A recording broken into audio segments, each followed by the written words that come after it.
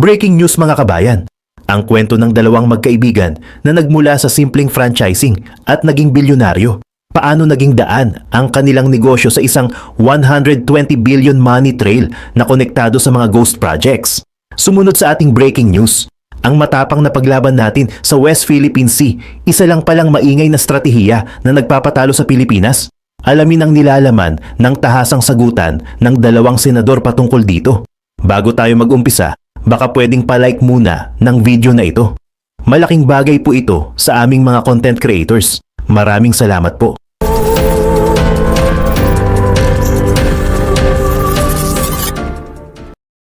Sa mundo ng social media at franchising, dalawang pangalan ang umingay bilang mga idolo ng tagumpay na sina JS at CM. Ang kanilang kwento, isang perpektong rags to riches na alamat. Mula sa simpleng pagtitinda, itinayo nila ang isang dambuhalang franchise empire. Mula sa pagkain hanggang sa mga health product at anti-COVID masks. Ang kanilang imahe, mga hotshot na negosyante, kumpleto sa mga mamahaling sasakyan, magagarang building at isang lifestyle na ipinangangalandakan sa publiko para maging inspirasyon. Ngunit isang malalimang investigasyon ng Anti-Money Laundering Council o AMLC ang naglalantad ngayon sa isang mas madilim at mas nakakagulat na katotohanan sa likod ng kanilang bilyon-bilyong pisong yaman. Ayon sa mga dokumentong nakuha ng Bilyonaryo News, ang kanilang kayamanan ay hindi lang basta lumago, ito ay sumabog. At ang pagsabog na ito ay nangyari nang sila ay pumasok sa isang mas komplikado at mas kontrobersyal na mundo, ang pagiging kontraktor ng DPWH na kinabibilangan umano ng mga ghost flood control projects. Ang ebidensya ay nasa mga numero. Sa nakalipas na 20 taon, si JS pa lang ay nakapagtala ng transaksyon na nagkakahalaga ng 119.56 billion pesos. At ayon sa AMLC, bago ang 2021, mababa lang ang bilang ng kanyang mga malalaking transaksyon. Ngunit mula 2021 hanggang 2025, nagkaroon ng isang dramatic surge o biglaang pagputok sa daloy ng pera. Paano nangyari ang ganito kabilis na pagyaman? Dito na pumapasok ang testimonya ng mga whistleblower na naglantad sa kanilang sistema.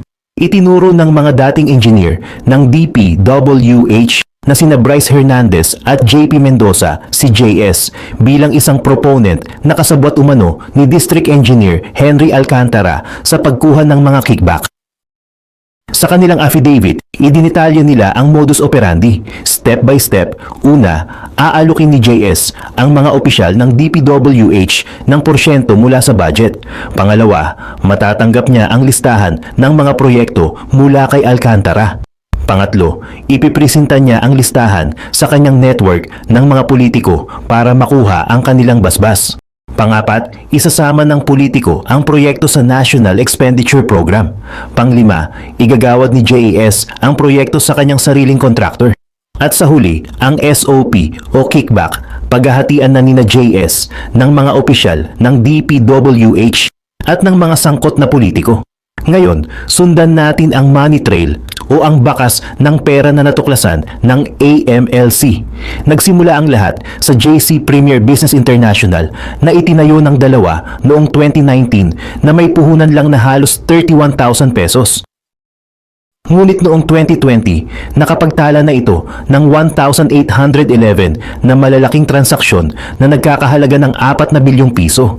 At noong 2021, lalo pa itong lumobo sa 2,510 na transaksyon na nagkakahalaga ng halos 6.5 billion pesos.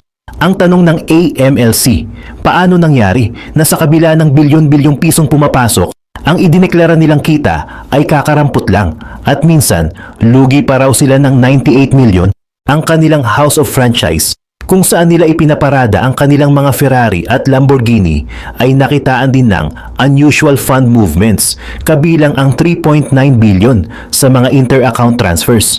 At dito na natin makikita kung paano sila lumipat mula sa franchising patungo sa pagiging kontratista. Itinayo nila ang JC Hard Hat noong 2019 na kalaunan ay naging Black Hard Hat. Noong 2021, ito ay isinalin sa pinsan ni JS na si GC. Sa pagitan ng 2019 hanggang 2025, bilyon-bilyong piso ang pumasok at lumabas sa mga account ng Hard Hat. Ngunit isang mahalagang detalye ang napansin ng AMLC. Ang pagpasok ng pondo mula sa DPWH sa Black Hard Hat ay biglang tumigil noong 2024. Bakit? Dahil ito ang eksaktong taon kung kailan nagsimulang makatanggap ng pondo ang isang bago nilang kumpanya, ang OneFrame. Ang OneFrame na binuo ni GC noong 2023 ang itinuturo ng AMLC bilang main conduit o pangunahing daluyan ng pera para sa mga ghost projects sa Bulacan. Kasama nila rito ang top-notch catalyst builders na pag-aari ng contractor na si Yumir Villanueva. Ang dalawang kumpanyang ito magkasamang nakakuha ng 15 proyekto sa Bulacan na nagkakahalaga ng 1.482 billion pesos. At sa 15 ito, 3 ang itinuturing ng AMLC na ghost projects. Ang kabuang bayad para sa 3 ghost projects na ito, halos 297 million pesos, ay pumasok ng buo sa land bank account ng OneFrame at dito na nabisto ng AMLC ang kanilang perfect mirroring pattern. Sa bawat perang pumapasok mula sa DPWH sa land bank, halos eksaktong halaga ang agad na binibili ng OneFrame bilang manager's check at mabilis na inililipat sa isang pribadong BDO account. Para sa AMLC, isa itong malinaw na ebidensya na ang pera ay hindi para sa gastusin ng proyekto, kundi para sistematikong sipsipin palabas ng gobyerno. Ang huling yugto ng operasyon, ang paglilipat ng pera sa mga personal na account. Ang transaksyon ni GC ay sumabog mula 316 million pesos noong 2023, naging 1.9 billion pesos noong 2024. Mahigit 2 billion pesos ang direktang inilipat mula sa OneFrame patungo sa personal na account niya. Nagdeposito rin si GC ng 517 million pesos sa account ni JS. At ang pinakakahinahinala sa lahat, ang ina ni JS, si Elizabeth, na inilarawan ng AMLC bilang isang unemployed senior citizen with no clear source of income, ay mayroong 56 na bank accounts.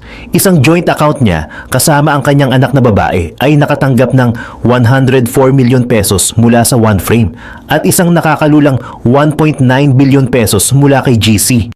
Maging si CM ay na-flag din sa pagkakaroon ng 9.2 billion pesos na transaksyon na may parehong kahinahinalang pattern. Ang kwentong ito na nagsimula sa isang alamat ng franchising ay naglalantad sa isang mas madilim na katotohanan na binuo sa isang komplikadong network ng mga kumpanya, pamilya at mga proyektong multo. Ang bilyon-bilyong pisong yaman ay hindi umano galing sa kanilang ipinapakitang negosyo, kundi sa mga proyektong dapat sana ay para sa taong bayan. Hindi lang siomai, kundi flood control kickbacks din ang nagpayaman umano sa dalawang negosyante. Locked in ngayon ang Anti-Money Laundering Council sa lumobong bank transactions ni na Jonathan So at Carlito Makadangdang at ng kanilang mga kumpanya. Ang detalye sa exclusive agenda report ni Ivy Reyes. Sabay sa pag-agos ng flood control projects noong 2021 ay ang paglobo umano ng yaman ni na Siomai King Partners, Jonathan So at Carlito Makadangdang ng House of Franchise, isang one-stop shop para sa iba't ibang business ventures at ng JC Premier International. Sa nakuhang dokumento ng Billionario.com, pinuna ng Anti-Money Laundering Council o AMLAC ang pagtaas ng assets ni na So at Makadangdang simula nang ma-involve ang JC Premier sa pangongontrata sa DPWH flood control projects. Itinayo ng dalawa ang JC Premier noong 2019 with just a 31,000 peso capital. Pero ang 1,800 transactions worth 4 billion pesos ng Premier noong 2020 lumobo pa sa 6.5 billion pesos noong 2021 para sa 2,500 transactions. Sa kabila ng mabigat na pagpasok ng pera sa Premier, minimal net income lang daw ang idineklara nito noong 2022. Bukod sa premiere, may natuklasan din ang AMLAC na anilay unusual fund movements sa House of Franchise sa parehong taon. Itinayo ang franchise business na ito noong 2022 sa kahabaan ng Shaw Boulevard. Ayon sa AMLAC, mahigit 2,600 inter-account transfers ang House of Franchise na nasa 3.9 billion pesos. 1 billion pesos naman in check deposits. Nang sugsugin ng AMLAC ang mga perang ito, napag-alaman nila na nagkaroon ng shift from franchising patungong contracting sina So at Makadangdang sa pamamagitan ng mga corporate vehicle mula sa Black Hard Hat na dating JC Hard Hat ang pangalan. Itinayo nila itong dalawa noong 2019 at nailipat sa pinsan ni So na si Gian Payawal Galang noong 2021. Simula nang itayo ang Hard Hat from 2019 hanggang nitong 2025, bilyong pisong mga tseke ang gumagalaw umano sa ilalim ng kumpanyang ito ayon sa AMLAC. Bukod dyan, nakatanggap ang Hard Hat ng credits mula sa DPWH na tumigil naman na noong 2024 kung kailan pumasok naman ang One Frame. Si Gian Galang na ang nagtayo ng One Frame noong 2023 at base sa dokumento ng AMLAC, nakakubra ito ng flood control projects sa Bulacan kasama ang top-notch Catalyst Builders na isa sa top 10 construction companies na nasa listahan ng Pangulo. 15 projects worth 1.48 billion pesos ang na-corner na proyekto ng One Frame at top-notch sa Bulacan. 3 rito, flagged as ghost projects ng AMLAC. At ang 3 proyektong ito nasa ilalim ng land bank account ng One Frame na nagkakahalaga ng 296.9 billion pesos. Isa pa sa natuklasan ng AMLAC ay ang natanggap ng 103 million pesos na cheque ng top-notch mula sa One Frame between 2023 and 2025 na ayon sa AMLAC ay patunay na ang dalawang kumpanya ay parehong aktibo sa pagdadivert umano ng pera ng gobyerno patungong commercial banks. Ang finances ni Galang, flinag din ng AMLAC dahil lumobo anya mula 316 million pesos in 2023 ang pera ng pinsan ni So, patungong 1.9 billion pesos in 2024 kasabay ng pag-usbong ng One Frame. Mayroon ding nasa 2 bilyong pisong direct transfers ang One Frame sa bank account ni Galang. Si Galang naman, 517 million pesos ang idineposit sa account ni So lalo na noong 2024. Ang money trail investigation ng AMLAC umabot sa nanay ni So na kahit unemployed senior citizen na walaan niyang malinaw na income ay mayroong 56 bank accounts, ang ilan joint accounts nila ng kanyang anak. Nang ilabas ng Billionario.com ang report na ito ng AMLAC, pansamantalang na-block ang website ng BNC. Si Jonathan So ay isa sa mga respondent ng flood control cases ng Department of Justice noong December 2025. Kasama rin ang kanyang pangalan sa affidavits ni na engineers JP Mendoza at Bryce Hernandez na kasama umano sa kickbackan sa kanilang departamento. Si So rin ay dating close aide ni former Special Assistant to the President Bongo noong tumatakbo pa lamang ito bilang senador. Samantala, sa isang nagbabagang sesyon sa Senado, isang masalimuot at hindi komportableng katotohanan ang inilatag ni Senator Rodolfo Marcoleta. Sa harap ng kanyang mga kasamahan, kinuwestiyon niya ang mismong pundasyon ng diskarte ng Pilipinas laban sa China. Ang kanyang mensahe, habang ang tingin natin sa ating sarili ay matapang na mandirigma sa mata ng ating mga kapitbahay, baka mukha lang tayong talunan. Ang ebidensya, ayon sa report ng Senate Hearing Philippine News Channel na aming sinuri, ay hindi opinyon, kundi impormasyon na nakalatag sa mga opisyal na mapa. Inilatag ni Marcoleta ang 2 partikular na mapa. Ang una, na inilathala ng New York Times noong 2013 at ang pangalawa, isang mas bago at mas detalyadong mapa mula sa US Energy Information Administration noong 2024. Ipinapakita ng mga mapang ito ang tinatawag na oil and gas blocks, mga parisukat na kumakatawan sa milyon hanggang bilyong dolyar na pamumuhunan sa enerhiya sa buong South China Sea. Dito nabisto ang isang malagim na realidad para sa Pilipinas. Sa datos na iprinisenta, ang bilang ng oil and gas blocks ng Vietnam ay nasa 70 hanggang 80. Ang Malaysia ay mayroong 60 hanggang 70. Maging ang China ay may halos 60. At ang Pilipinas, isang nakakadismayang 6 hanggang 8 lamang. Para kay Marcoleta, ang mga numero ay isang malakas na sampal sa ating gobyerno. Paano nangyari na ang mga bansang may sarili ring matitinding alitan sa China? Tulad ng Vietnam na umabot pa sa palitan ng putok at pagpapalubog ng barko, ay hindi lang nakakasabay kundi booming o yumayabong pa ang industriya ng enerhiya. Ayon sa pananaw ni Marcoleta, may mali sa ating pamamaraan.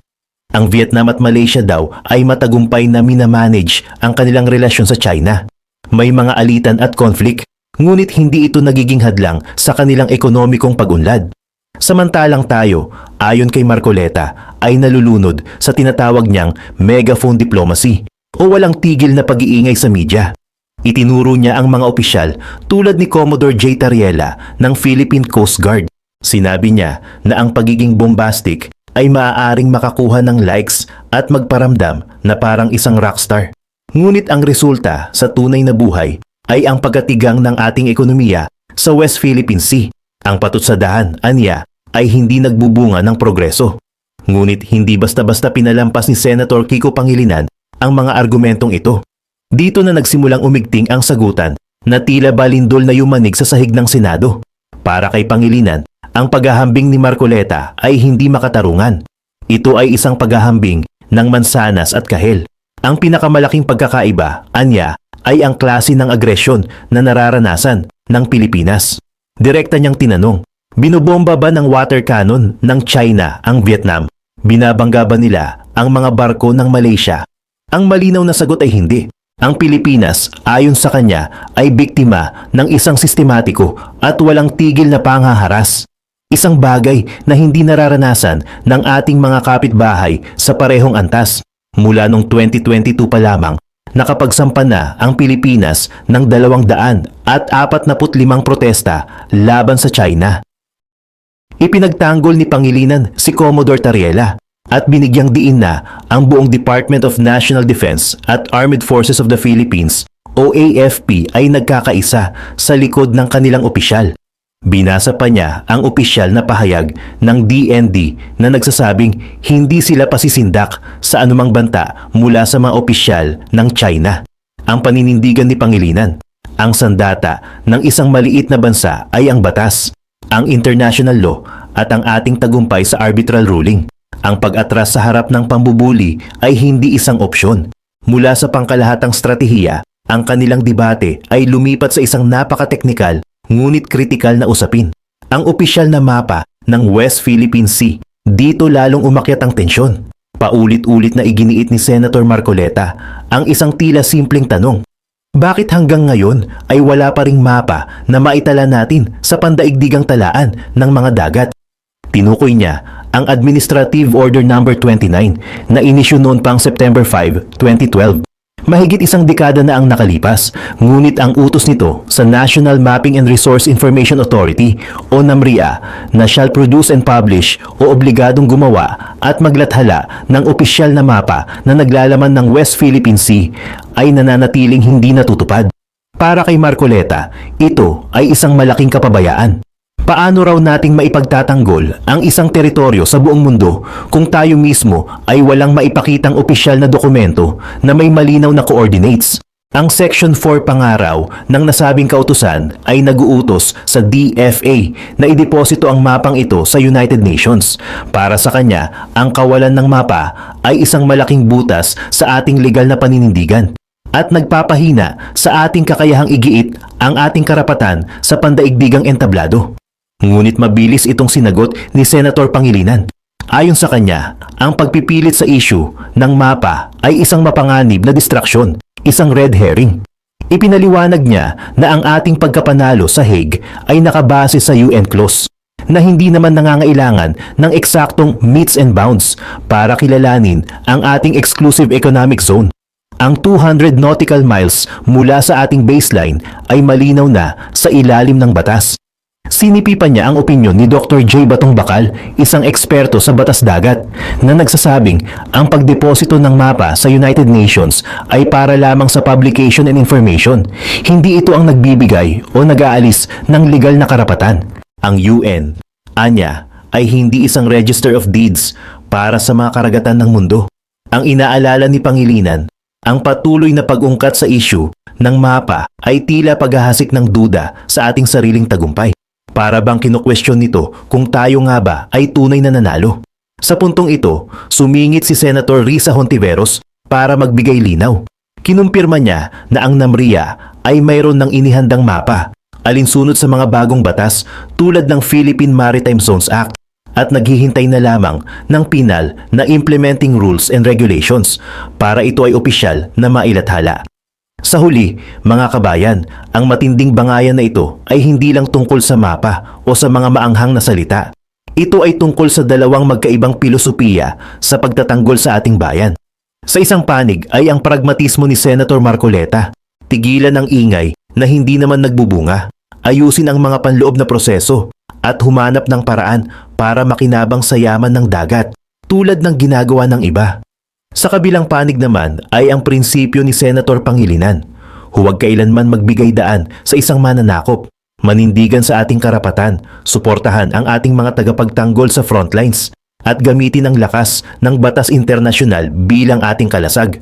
Ang labanang ito sa sahig ng Senado ay isang salamin ng mas malaking laban na hinaharap ng buong Pilipinas. Isang laban na magpapasya hindi lang sa ating teritoryo, kundi sa ating pagkakakilanlan bilang isang bansang malaya.